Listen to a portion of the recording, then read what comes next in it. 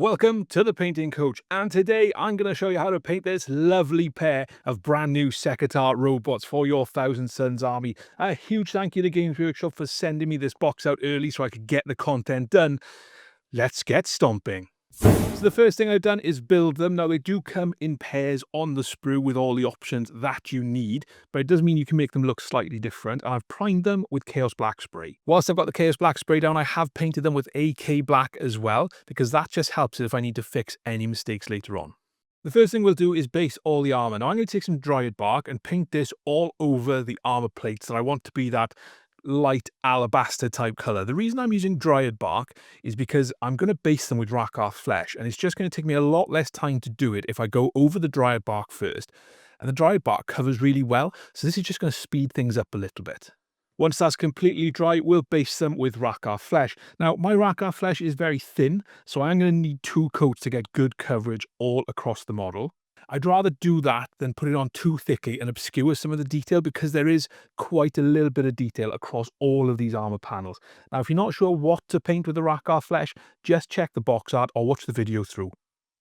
Next up, we'll base all of the silver. Now, there's not a huge amount of silver on these models. Now, again, if you're not sure, check the box art. But for me, I'm going to use some dark aluminium from Vallejo Metal Colour. If you've got lead belcher or Surcoat silver, both of these are absolutely fine. They'll be ideal for doing this as well. In terms of what I'm looking to paint, I'm looking to paint the missiles and the racks. I'm looking to paint the barrel of the weapons. And then I'm just having a look really at the box art to see what is silver, because the exoskeleton on these are black. So like I said, there's very little silver on the model. Next up, I'll shade all of that using some Nuln Oil. Now, don't go massively overboard with this and try and be tidy, particularly around the areas where you've already got Rakarth Flesh down.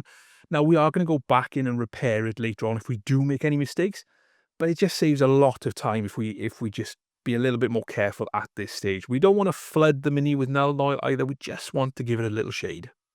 When that's completely dry, we'll take some chrome from Vallejo Model N. Now, if you haven't got chrome, something like Runefang steel or shiny silver, absolutely fine. It's just a bright silver color.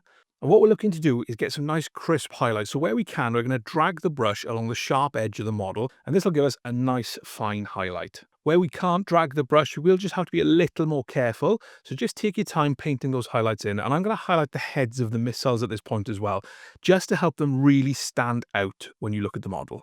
We'll do all of the gold next, and if you look at the box art, this is kind of a white gold, so it's a very bright gold.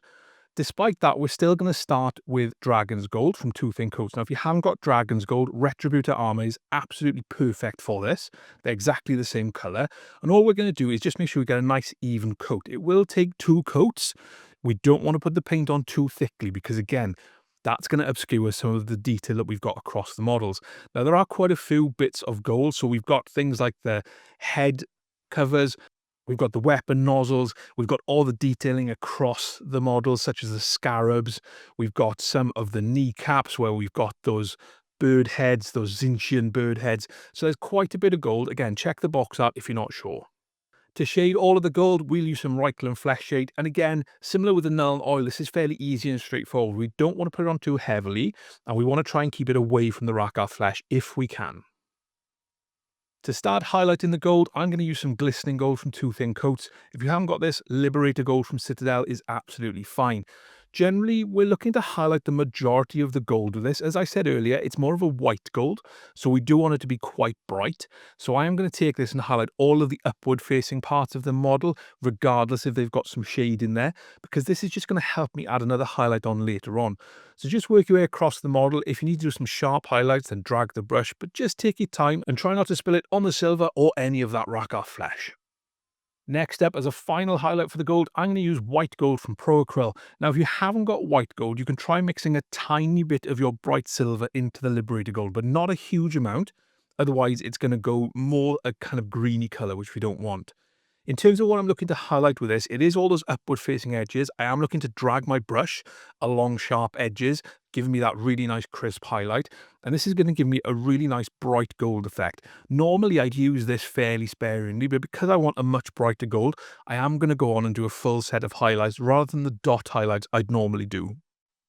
Next up, we'll get all of the blue and yellow accent colors done. So the first thing I want to do is base those areas using Wraithbone. Now, I was thinking about using Corax White, but that would have given me a much colder effect. I want something a bit warmer. So I'm going to go in, I'm going to paint these with Wraithbone. Now the Wraithbone is very thin, so even though I'm going over a fairly light colour with Rakarth Flesh, I do need to put 2 coats on to get nice coverage. Again, don't be tempted to throw this on thickly because it is going to clog some of the details and we don't want that. The first colour we'll do is the yellow. Now I'm using Iyanden Yellow contrast paint straight from the pot. It's not thinned. And I'm just going to paint this all across those lines that I want to be yellow. Now, you will spill some of this onto the Rakarth Flesh. That's okay. The key here is to not get it onto the lines that you're going to paint blue later. Because if you know blue and when you mix it with yellow, that gives you green. So if you paint blue over the yellow, you're going to get green, which we don't want. So just take your time with this. If you do spill it into some of those lines, then we'll just repaint them before we do the blue. However, what we're also looking to do is just to drop this into those recesses as well, because we want to use the green to our advantage in the next step, and I'll explain that shortly. For the blue, we're going to use Talassar Blue, which is again a contrast paint. Now, be very careful with this. We don't want to spill it onto the yellow, because again, that will give us green. However, we do want to paint it into the recesses over the yellow, because that's going to give us a dark green, and that's going to give us a really nice contrast colour between the blue and the yellow to give some nice delineation and separation across the lines without any additional effort and having to go in and do fiddly, very thin lines. So with the Talassar Blue, the other thing I noticed, it does go on a little bit too light, so I did go in and put a second coat of Talassar Blue on after this was dry. I thought that the yellow and the blue would be fine on their own, but I do just want to punch the contrast up a little bit. So what I've done is I've gone in with some Phalanx Yellow, and I'm just doing some very thin lines across the top of the yellow strip. And this is going to give me a really nice bright yellow highlight, which helps everything stand out.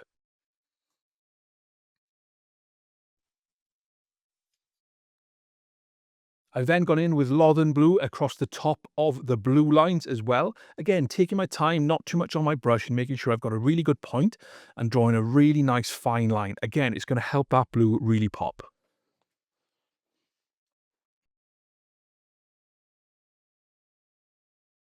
To highlight all of the black, I've gone back in with some AK black first of all to tidy up any areas that I've made some spillages.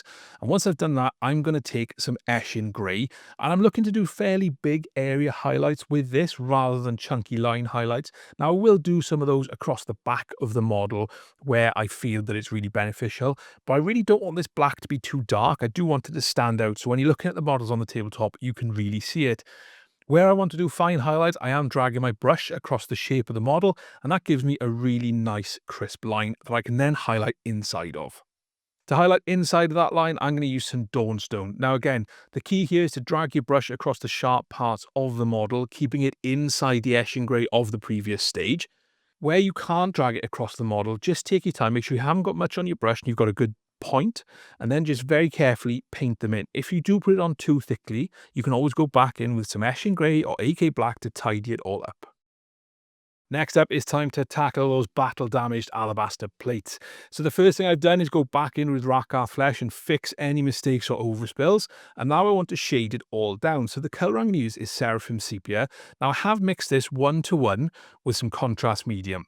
And the reason I've done that is I don't want it to be too powerful. I want to make sure it's good in the recesses, but I don't want it to stain the model too much. I am painting it over the entirety of the armour, but I'm being very careful not to let it pool heavily or settle in too much of a puddle, because that's going to be an absolute nightmare to clean up later on. And what I find when using Seraphim Sepia is sometimes you get a little bit of a film across the model as well that can take some of the detail. Once that's completely dry, I'm going to go in with a 50-50 mix of Pallid Wych Flesh and Rakarth Flesh. And what I'm looking to do here is highlight all of those light armor plates. Now, I'm going to leave the Seraphim Sepia in the recesses, but generally I'm going to paint the majority of the plates with this colour. I'm not going to go massively overboard in the shadow areas and things like that, but particularly the bits that are facing upwards and facing the light, I do want to get a nice big amount of coverage on. And this is really going to lighten those panels up in contrast to what we've already done so far. Now, with this mix, I am potentially going to need to use 2 coats in some areas, particularly across the shoulder pads, but generally across the armor panels itself, you should be able to get away with 1. Just be really careful across those bits you finish, particularly the yellow and blue stripes. Next up, it's time to weather all of this armor. Now, this is a really easy and fun step to do. So the first thing I've done is take some white paint. Now, I'm using AK white. If you're using white Scar or anything like that, absolutely fine. Just a nice bright white that's lighter than the color that you've got down. And what I'm looking to do is drag my brush across all of the sharp edges of the model and those areas where I think battle damage is going to accrue. But rather than doing it smoothly, I'm tapping my brush across them. And what you'll start to see is you'll get a nice jagged pattern appearing. Now, it's better to go easy with this and take your time, not to put too much on because you can always add more later, but just have a little think about logically where you're going to get lots of damage. To sell the chipped effect, I'm going to take some Skaven Blight Dinge and I'm going to do exactly the same thing as I did in the previous step, except this time I'm not going to put as much Skaven Blight Dinge on as I did white paint. So it's important to keep the Skaven Blight Dinge inside the white, but it's also important to leave just areas of white. So it's like where the white is, it's like a nick and a chip on the armor, and where the Skaven Blight Dinge is, that's where it's a chip that's gone all the way through the paint and the paint's been removed. So just work your way across the model, fairly sparingly again to start with. You can always go and add more later on. Now the one Sekhetar robot has got a little bit of a loincloth on the go, so let's get that painted like the box art as well. We'll base that with Screamer Pink. Just take your time around areas you've already finished, and obviously remember to paint the back of it as well. To shade this down, we'll use a little bit of Drakenhoff Nightshade. This is a nice dark blue wash that'll get into those recesses. Don't put it on too heavily, we just want it to tint the shadows. When that's dry, we'll go back to Screamer Pink and highlight up all of that loincloth. We're going to leave the Drakenhoff Nightshade in the recesses, but generally we're going to paint the majority of it with the Screamer Pink. To finish off, we'll just take some pink horror to highlight the most pronounced folds, and we'll do this by dragging our brush down the edge of the loincloth to get a nice crisp highlight, and in the middle we'll just make sure we've got a good tip on our brush and we take our time to draw some nice straight lines. If you do go a little bit wobbly, just use some Screamer Pink to tidy it up. So there we have it. These two Sekhetar robots are done and they're ready for the tabletop. All in all, it was a fairly straightforward paint job that really comes alive right towards the end when you paint that really battered armor. If you wanted to, you could perhaps add a little more shading into some of those recesses just to create some additional separation. But otherwise, I'm really happy with how these came out. If you enjoyed the video, leave a like and a comment down below. Make sure you check out my other content here about how to paint Thousand Suns, and I'll see you next time.